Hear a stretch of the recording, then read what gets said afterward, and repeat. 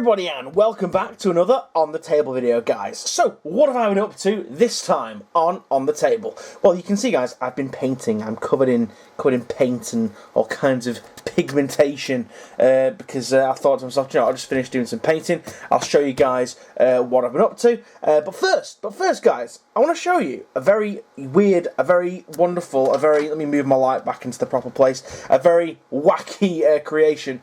Occasionally, the moment takes me and I make odd things. I make things weird and wonderful, and I just make crazy vehicles. I'll have really daft ideas that have no applications in the game whatsoever. I just want to build them because of the rule of cool, because, hey, you know, it's something I find interesting.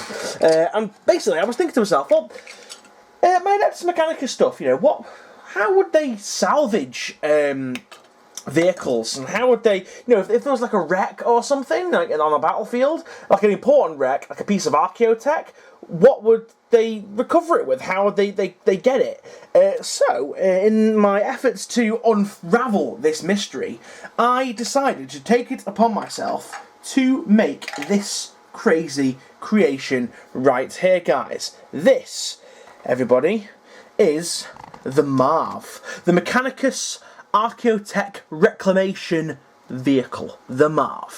And yeah, it's a tractor, basically. You got a tractor. You made a tractor, I did, from the far future in the 41st millennium, where there's no combine harvesters, really. Well, there may be on agri-worlds, but anyway, I digress. But anyway, yeah, so this is the M.A.R.V, the Mechanicus Archaeotech Reclamation Vehicle, and it's a very weird thing what I decided to make. Basically, I had a spare Lehman Russ hull.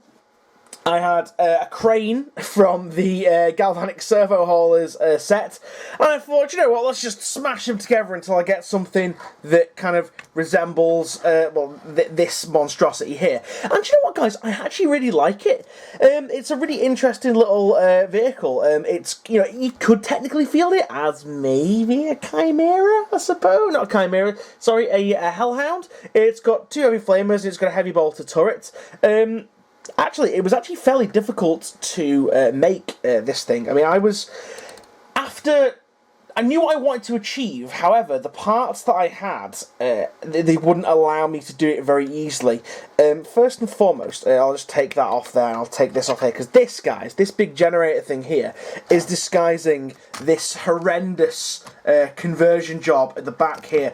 Basically, guys, I had to, properly chop up the inside of the galvanic servo hauler crane. I had to like extend it out, and in order to make it like structurally sound, like this is very, very tough now, I had to like add extra bits in here, and it just doesn't look very nice when you look at it this way. You've got these like cables that go into nothing, and it's just, I just wasn't happy with the way it was. But at the same time, I didn't have any parts to really make this mechanism all in here look like it would work. So in the end, I went with this piece of terrain here, and that is just going to sit over there nicely, hide all those horrible mistakes.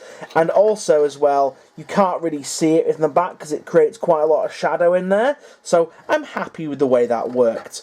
In regards to getting the crane on here, I had to do a lot of cutting and chopping. I had to cut the crane off a little bit, and I had to repurpose the bit that I cut off here as like an extra support. So that's glued on there, I also had to make the crane a hell of a lot shorter. So this here would have extended all the way. Can I even move the camera? It would have extended like all the way out here if I hadn't cut it down. And then I was left... Oh, let me just maneuver the camera again, guys. Ever the professional. Then I had also these horrible bare areas here. So I added these like little eyelet loops to make it look like extra kind of like strong points to put chain or cabling around. Again, the chain itself, it doesn't naturally bend down here. You can kind of see with this kind of like blackened, let's just move that out of the way. You can see this blackened area here. I had to actually get a lighter in there and melt it just a little bit, enough for it to bend and droop down. But that was like the hard part of it. The other hard part as well was actually finding a turret. So this is a Chimera turret, but I had to put a base here because if I was to put it flat and flush, it didn't look right. It needed to have this little lip, and also I couldn't use a Lehman Russ turret because, as you can see, the supports here, let me try and get it dead straight on for you guys. The supports do not leave much room whatsoever, and it was literally by chance this Chimera turret fit in here, allowing this some degree of almost 180 degree movement like that, so that's going to stay on there. I got rid of the front weapon because again it was like it's supposed to be a servo, like a service vehicle, so I didn't want it having too many guns. Like maybe I was going to give it obviously a heavy bolter, and the flamers are maybe to like disperse riffraff away from Archaeotech, but in the front of it I stuck this cool Mechanicum skull that I cast up from, again, one of the terrain kits. It's very, very clear, almost like glass clear, but once that paints up, it's going to paint up really nice. A couple of issues with the hull as well. I had to piece the hull together using some plasticard and some plastic putty here and here, because there was big gaps where I'd ripped the tracks off at one point, and like obviously the plastic had been long since gone, done away with. But then like the fun bit started, so I was like, all right, okay, cool. Let's add some little things. I wanted to add something to the sides here, but I realised very quickly that would stop the freedom of movement like this, and my camera slipped again. So that would stop its freedom of movement from moving. So I basically had a shovel and a hammer, which is now on the side sponsors here. It's really funny. It's like, oh, for God's sake, Jim, there's a Hormigaunt on the roof. It's alright, get the hammer. So, anti-Hormigaunt hammer and anti-Orc spade going on there. But yeah, so those added there, and I can add some cool decals to these bits, which it's not going to be that much of a big deal. It's a nice area to put some decals on. I'm not overly fussed that there's not much detailing on there. But other little bits and bobs I added. So I added, obviously, you needed a dozer blade. A reclamation vehicle needs a dozer blade because it needs to punt all the other stuff that it's driving through out of the way, of course. I added these little tracks here. These are like, I think again, they're from a terrain kit, but I thought it'd be really cool if like, maybe this could go on rails at some point. Like, maybe this could be picked up and manoeuvred onto like a rail system so that it could go backwards and forwards within a Forge world or something. Again, I'm not sure. It just looked cool and added like an extra bit of weight to it, because one of the issues was it looked kind of like top heavy, back heavy here. So with the turret on and with that kind of like back cowling on like that, it kind of gives it enough weight here to make it look like it could definitely pick something up. This, again, another thing that I added some little controls, like there's some little controls here, again from terrain pieces, and reciprocate on the other side. I added hooks here, there's two different types of hooks, there's one from a Lehman Russ and one from a Baneblade there, just because it's two different size hooks, so they can like hook it round stuff. Oh, look at that vibrate, Jesus, look at the frequency on that, boing, boing, that's making the camera go funny. That's mental. But yeah, anyway, so yeah, so some more different hooks. We've got some more hooks here, again, to like attach extra like haulage and stuff too.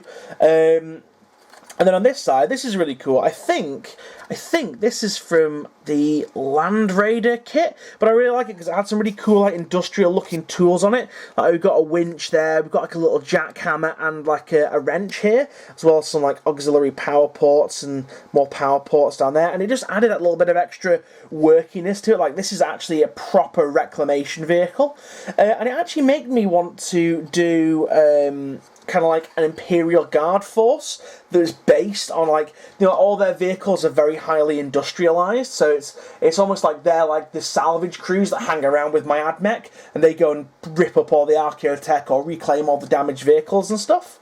But yeah, guys, so that's the M.A.R.V, the Mechanicus Archaeotech Reclamation Vehicle.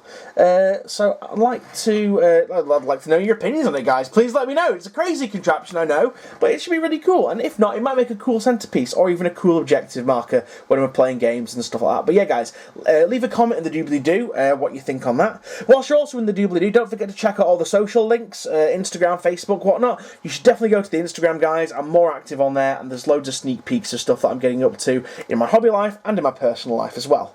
But anyway, so we're going to put the M.A.R.V back here, and I'm going to bring out some of the other stuff that I've been working on. I've been working on some painting, so I've got some additional Cataphron destroyers here with my two-legged variants. Oh look, there's like wet paint on there. Delicious. So we got the two-legged variants here. These are, I've shown you these guys before. These guys are just, there's more of the same. We got the plasma options.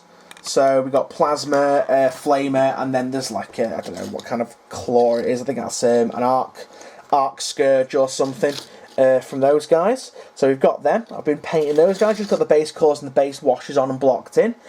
We've then got this little cheeky chappy right here, if I can manoeuvre my light. Wow, so professional in here, guys, as always. He's got this little guy here, as well as his little banner that he holds onto. Again, base colours in and just washed.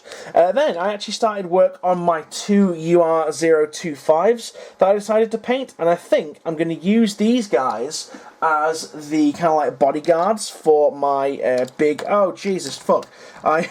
I'm going to use these as the 2 bodyguards for my big hench tech priest kind of guy. Just thought they looked really cool together. Again, I got to add some more colours to these guys and also sort out the white. I really loathe painting white, but I wanted their heads to be kind of white on there, so I might just go over that and then give it a black wash and then try and dilute it down quite a bit. But we got the base colours blocked in on there, got some dry brushing to do, then some decals to add, and then after they're based, and they're going to call those guys done. Maybe add some I'm going to add some definite little lights and stuff, because I didn't realise just how many little lights there is. His eye lenses are going to be like a nice bright green, but he's got like little lens here, little sensors there, and then more on the back, like here and here and in here as well. So it's going to have lots of nice little accent points on these 2 miniatures, which are just going to make it pop that little bit extra. I think on these little discs here, that's perfect place to put like an AdMech logo. I think you can get one of the really tiny ones on there, and then I might even put something on this shoulder pad here, and maybe something up the leg or on the back of the backpack here like this. But it's going to be cool nonetheless, and these guys are going to paint up really nice. But anyway, guys, that's it for this episode. Thank you very much for watching. Don't forget to put a comment in the doobly-doo down below. Don't forget to give it a like. Don't forget to subscribe if it's the first time you're watching. Don't forget to check out the socials. With that being said, guys, I'm going to leave these 2 guys here. I'm going to leave these guys there. I'm going to leave the M.A.R.V in the background, and I'm going to see you guys in the next video. So, thank you very much for watching. See you now, and goodbye.